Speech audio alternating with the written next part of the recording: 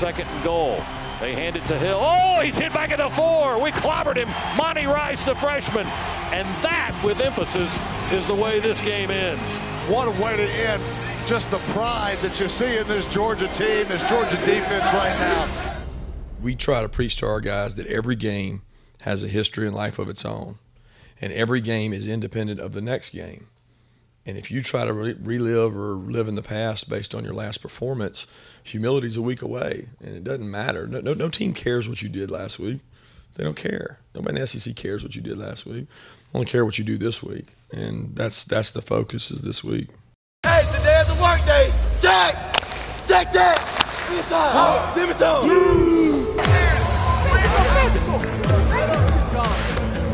Keep it high, keep it high.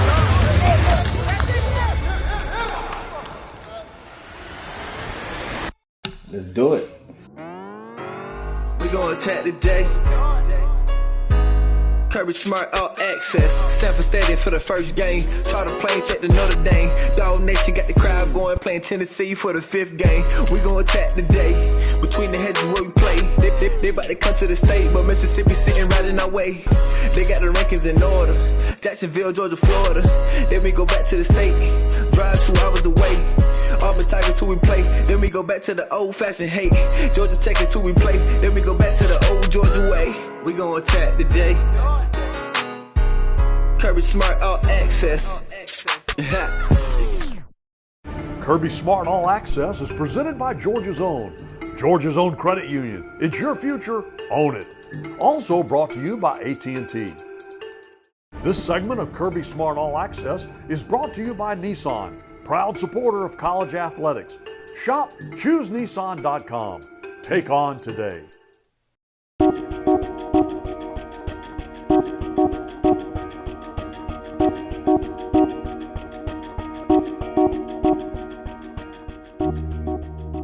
I knew I wanted to take a 5th year somewhere else after my freshman season when I redshirted. There's no redshirt in the Ivy League, so to speak. You can't play as a graduate student, so I knew I wanted to go elsewhere. So after my freshman year, I worked out my classes where I knew I could graduate a semester early, so I could come in the spring and hopefully win a job in the spring. So I had that plan really since freshman year. But I couldn't start talking to schools until after my season ended senior year. So I got my release from Columbia right the day after my last game and started reaching out to schools that Monday. A native of Chantilly, Virginia, Neyland always knew he wanted to pursue an Ivy League education and to follow that dream, along with his dream of playing another sport at the next level. Well, growing up, the recruiting process for soccer starts a lot earlier, so I always thought I was going to play soccer, but I kind of got burned out from soccer a little bit, so recruiting for football started after my junior year into the summer.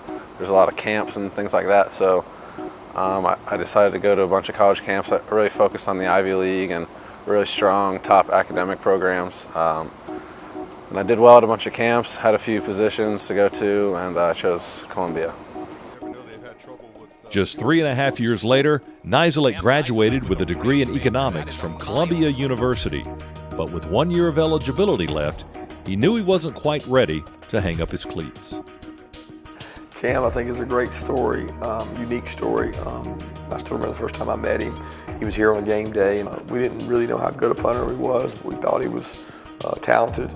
And he came and saw us in Clemson on the same day, and I remember meeting him and his father, and felt we'd be very lucky to get him. We got him and didn't know what we had until spring practice came around, and we knew he was going to be a pretty good player.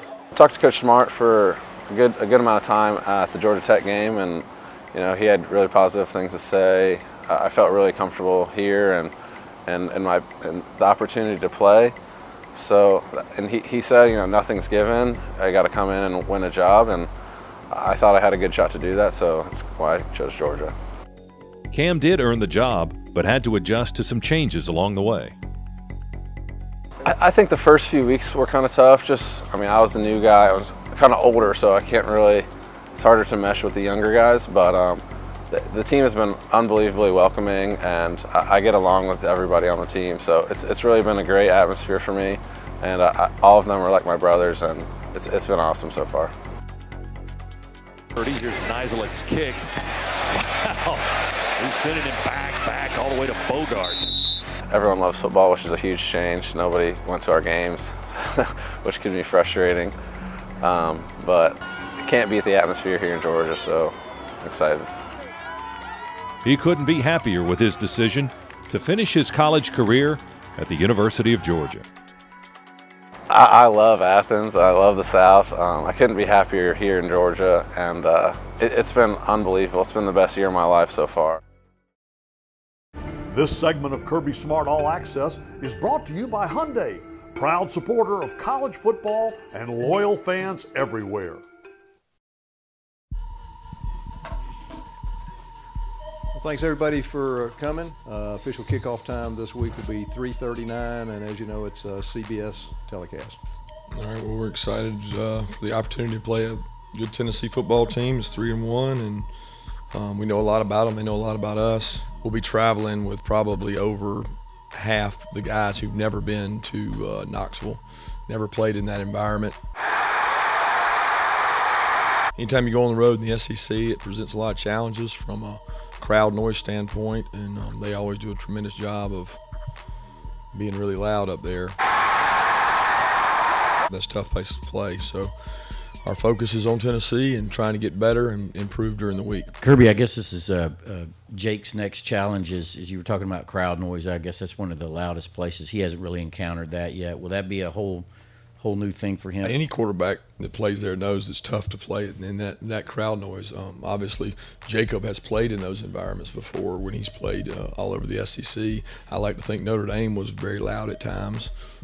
We didn't have to go on silent a whole lot, but we had to practice it all week. So Fromm's dealt with that from that standpoint. You'd mentioned both Jacob and Jake. Does that mean that you possibly count on Eason being out there this week? Correct. Possibly count on Eason. I mean, this is the deal. We don't know. I mean, possibility, yeah. I mean, we're going to bring him out there and see where he is. The focus for Jacob Eason is to get healthy and be part of this game plan and learn what to do. The focus for Fromm is to focus on improving and getting better. The point for both of them is to have team vision, to have the goal to make the team better. So they both are working on that. It's not just about them individually. Here we go! On the hop, baby! Let's go, baby! Today is a work day. Jack! Jack! Give me some! Give me some! Oh, great now! Hey, Bloody Tuesday! We get after people today! Ready?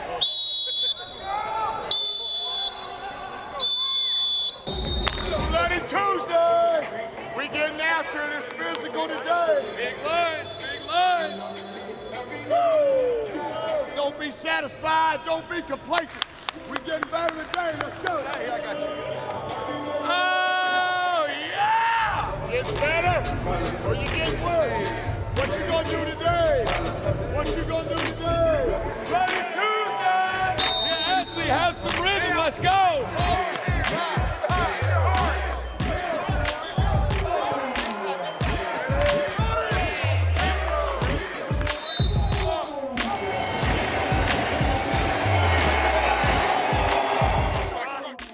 What threats does Tennessee pose that you guys really have to focus on? Well, number one threat is they have a tremendous special teams unit. They're really good on all special teams fronts. They're punt returners, return the ball really well this year. They got a great kickoff return. What I would say is arguably probably the best in the country and well coached. So those guys do a great job. And then on both offensive and defensive side of the ball, they have good weapons. They've got good players, and we got to do a good job executing us to take care of them. The biggest thing is striking people up front defensively and making sure we understand our gap control. We're going to do a great job of that. We don't want to butt tackle, which that's trying to knock somebody down without wrapping them up. We got to have more guys wrapping up. We didn't think that we tackled real well in the Mississippi State game. We got to do a much better job of that against Tennessee, who has a great back. He makes plays in space. And then offensively, just playing a cleaner game. We don't want mental errors. We don't want missed assignments. We want guys to execute and do their job with a higher efficiency rate so we can be more successful. 10 touches. Woo! Are you awake? Affect somebody. Fastball, fastball. Find a spot, fast. Good. Let's go, individual guys, go. Good work. That's it, Jeremiah, get to 6. Hey, use those eyes, work him. You know where he's gonna be, work him, bring him back. Well, you know, they say SEC game's different. Tennessee and Georgia is a different breed, it's a different game. And they just say, prepare for it like you prepare for another game.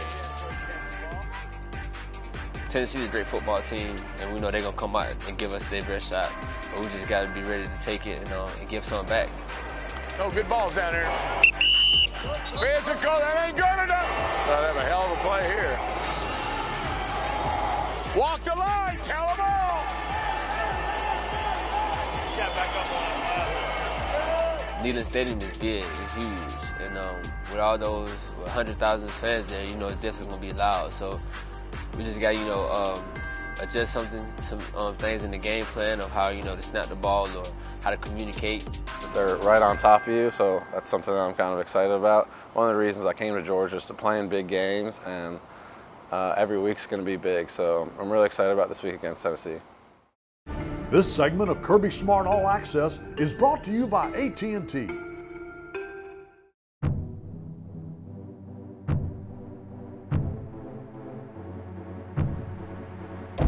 The Georgia Bulldogs and the Tennessee Volunteers set to get together here at Neyland Stadium in Knoxville. Our toughest job this week was not only preparing for a really good Tennessee team, but also preparing our minds for what's coming.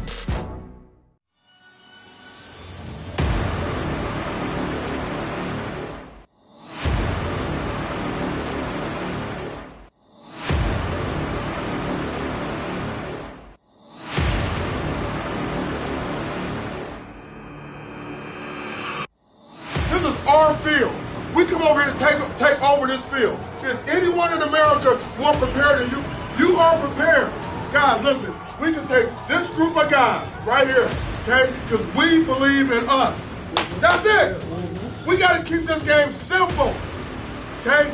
Simple wins for us. Execution, right here. We know the heart and the soul's going to play hard as hell, right here. Get that mind locked in for execution.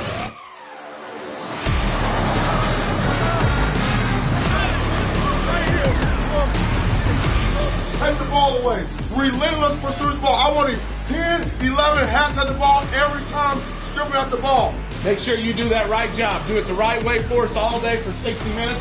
We're all putting it in you guys' hands. We believe in you. We know you're ready to go do this thing. You should understand something. This program is built on 2 pillars: physicality and toughness. All right? Physicality, discipline, and toughness. It's what we're about. You understand? Discipline and toughness. Change the way they think. Everything you've ever gotten in your life, you've earned. You know how you earned it? You work for it. It don't come in the first. It don't come in the second. It just keeps chopping.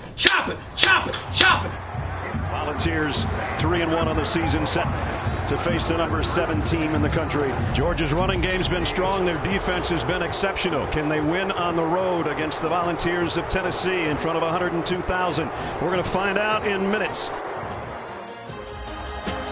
Here's Rodrigo's kick, and it is a boomer, and it will land on the back line of the end zone. Gormady looking right. And is it intercepted? It is. Tyreek McGee, first play of the game. Fromm with Nick Chubb in the backfield. Work out of the shotgun. The noise is deafening. Here's Big Nick on a handoff at left tackle. He's try a field goal here from the 28. Blankenship's kick is high, end over end, and through the uprights. Good. 38-yard try and a 38-yard make. And the Dogs are on the board first. Here comes pressure from Tennessee. Fromm will throw. It's caught by Godwin. He spins 40, 45, or 35 down to the 30. Fromm takes it, drops back on the 20, looks left, fires into the corner. Touchdown! Javon Wims went up and got it, came down and held onto the ball in the far corner of the end zone.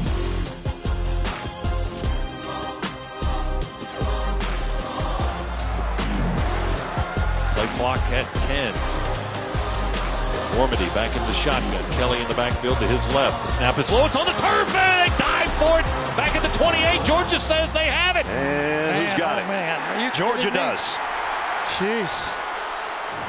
Give it to Chubb. Nothing there in the middle. He's going to bounce outside the numbers to the 40, to the 45, to the 50. And between the hash marks. Fromm on the far hash. Sees a gap. Runs. 10, 5, 3. Touchdown into the checkerboard. Nobody touched him that time. They need some offense here before halftime. Pump fake. And down the sideline. And intercepted by Georgia. J.R. Reed coming the other way. Going to keep it and score again. He scored on the left side. He got a key block at the 2. And Fromm gets into the end zone for the second consecutive series.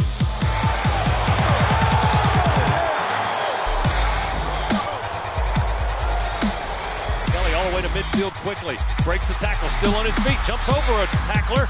Still upright, down to the Georgia 32-yard line. We stripped the ball. We pulled the ball out. It got loose in the pile at the end of the play. Dominic Sanders says the Dogs have it. And I think that's going to be a fumble. Georgia says that they've got it, and the officials agree. Boy, even when Tennessee does something good, it ends up being bad.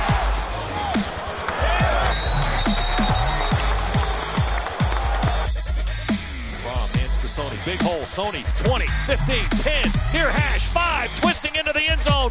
Touchdown, Sony Michel. Touchdown, Georgia. Here's Garantano will throw again near sideline. Oh, wow. Chandler caught it and paid for it. Big Malcolm Parrish with a body blow at the 42. And that'll be it. That's the last snap of the game. So Georgia, a big win on the road here in Knoxville. And it was a dominating win number 800 for sure. Kirby Smart All Access is presented by Georgia's Own Credit Union. It's your future, own it. Also brought to you by AT&T. Y'all talk about culture, I talk about identity, we talk about discipline, we talk about toughness. Them are the things that right now, that's what's making our program different.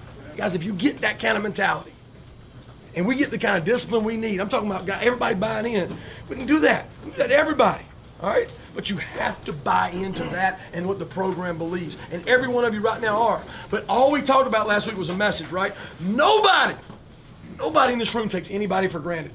Complacency versus consistency. And here's the thing. Every reporter said, well, Coach, how can your team get up for every game? You know how you get up for every game? You just stay like this, man. That's right. And I ain't real up here.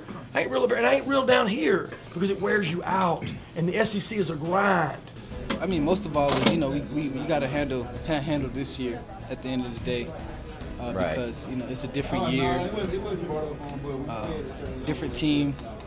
And we kind of have, different expectations, higher expectations. So our whole focus was to come out here and just dominate any way we can. And I think we did that as a team overall.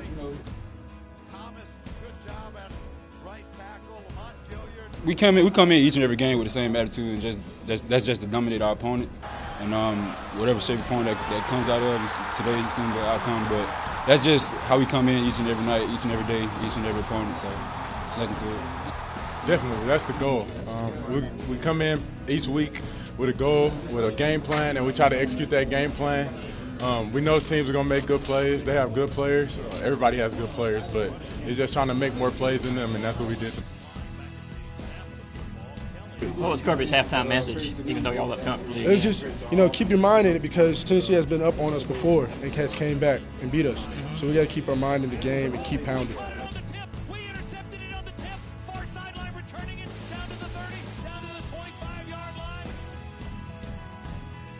I haven't heard that yet. That's very amazing. And just shows this history, this greatness that has come, and just from the founders way back down to now, we've been doing a great job, and I'm just happy to be a part of the program. Coaches do a good job. We practice hard. We have great scout players. I always say we have the best scout team in the country.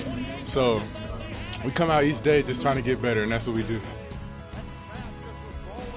Oh, it means a lot. Victories are good. We want to keep it going.